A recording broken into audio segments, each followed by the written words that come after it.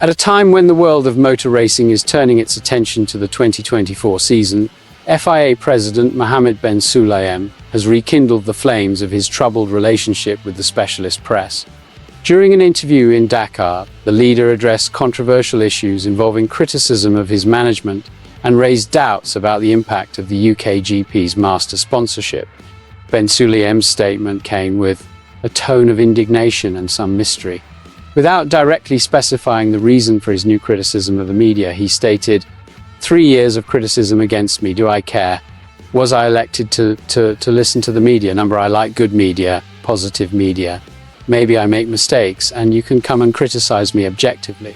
The words seem to indicate a weariness with the treatment he claims to receive, but at the same time leave room for questions about the nature of the complaints.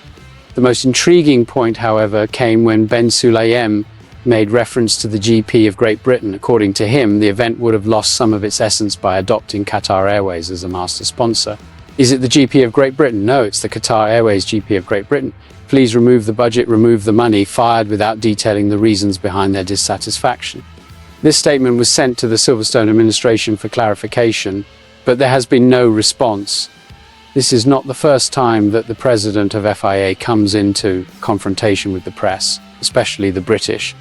In an interview at the Azerbaijan GP, he had already stated that he was convicted by British vehicles and pointed a bias against him and against Saudi Arabia. Bin Sulayem's reaction also included a mention of Adrian Newey's statements, which suggested that figures like Sebastian Vettel and Max Verstappen were unfairly demonized by the media. The history of polemics of the leader goes beyond criticism to the press. During his tenure, he made controversial decisions such as changes to the FIA's bylaws to consolidate its power, which generated internal criticism. On another occasion, he was accused of interfering with the outcome of the 2023 Saudi Arabian GP, although he was later acquitted. In addition, his rigid stance on driver behavior, including the use of jewelry and language on radios, was widely questioned, resulting in a formal reprimand from GPDA. The moment these statements come is strategic. An election year in which bin Sulayem runs without opposition to re-election. This raises questions about the future of the FIA under his leadership and the direction that motorsport can take in the coming years. But now we want to know your opinion. Do you think that the position of bin Sulayem strengthens or damages the image of the FIA? With the 2024 season coming up, Mercedes is in a position that mixes optimism with caution. The bet on young prospect Andrea Kimi Antonelli as starter alongside George Russell, combined with the return of Valtteri Bottas as reserve driver, generated a wave of speculation in the paddock. But why exactly did Toto Wolff choose this strategy? Juan Pablo Montoya, former Formula One driver, brought his perspective in an interview with the site Casas de Apuestas, bet pointing out that the return of Bottas is not just a nostalgic move. According to him, the finish serves as a safety net for Mercedes should Antonelli face difficulties in his debut. We have Kimi Antonelli in the spotlight in one of the best teams next to a fellow who is doing a great job. He is being sold as the next Max Verstappen. If he doesn't perform well, it will be difficult. In my opinion, with Bottas, Mercedes would be protecting itself, analyzed Montoya. Bottas's return to Mercedes was almost inevitable after his departure from Sauber Alfa Romeo. With no seat available for 2024, he accepted the role of test pilot and reserve, a role that Montoya considers essential in a year of transition for the team. Bottas knows that he is there as a plan B. He not only knows the team like no one else, but can also offer stability in case Antonelli does not meet expectations, he explained.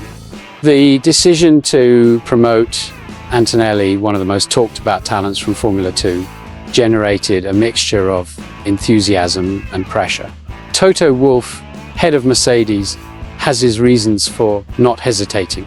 He still feels the weight of losing Max Verstappen to Red Bull in 2015, when Mercedes failed to secure a place on the grid for the young Dutchman. Wolff will not risk letting another team hunt Antonelli. He saw what happened to Verstappen and does not want to repeat the mistake, reinforced Montoya. Antonelli's choice over a more experienced name like Carlos Sainz also reinforces Mercedes' strategic vision. Sainz, who closed with Williams for 2024, could have offered a more conservative approach.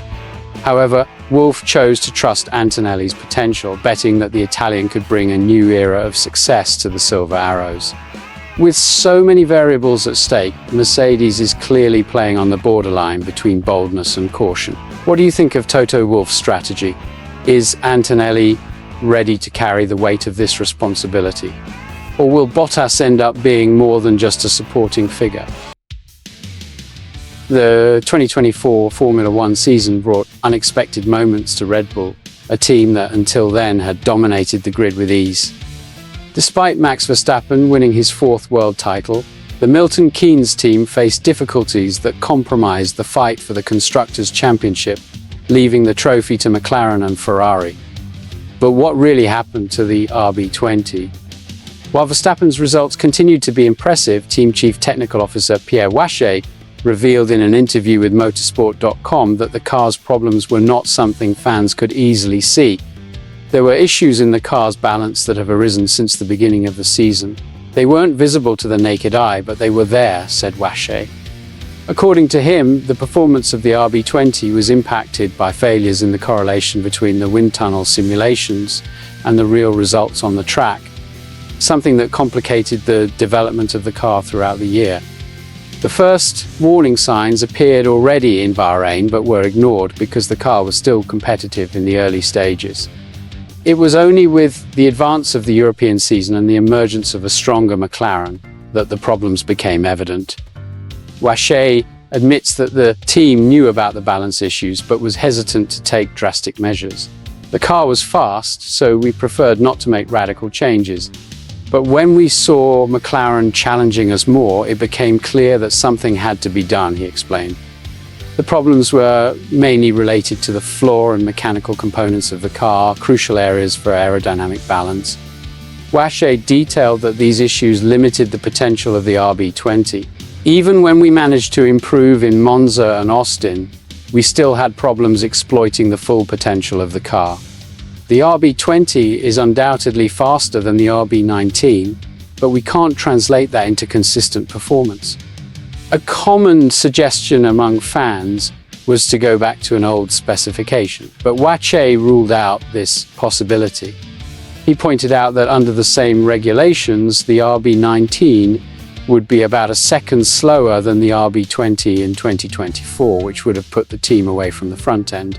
It would be we could have come back, but we would be competing through the middle of the grid, and that's not acceptable for a team like Red Bull, he said. Now, with its eyes set on 2025, Red Bull knows it needs to correct the RB20's structural issues, especially in balance and stability. The technical director said that the solution will not be simple. We still have a lot of work to do. Fixing these issues will be essential to regain the domain next year. What do you think of this analysis of the challenges faced by Red Bull? Will the team be able to return to the top in 2025? Leave your opinion in the comments and take the opportunity to subscribe to the channel to follow all the news of the world of Formula One.